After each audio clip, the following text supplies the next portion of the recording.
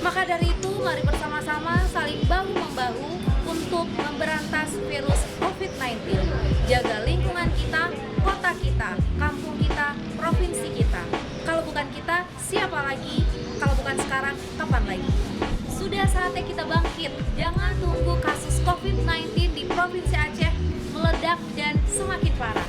Mari kita lawan virus COVID-19 ini dengan cara memutus mata rantai penyebarannya.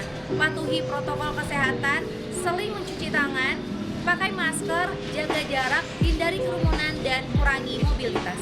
Dan jangan lupa berdoa agar pandemi ini segera berlalu dan kita bisa beraktivitas seperti biasanya lagi. Akhir kata, saya Kakak Alfarisi mengajak seluruh masyarakat Aceh dimanapun kalian berada. Mari berantas virus COVID-19 dengan menjaga protokol kesehatan.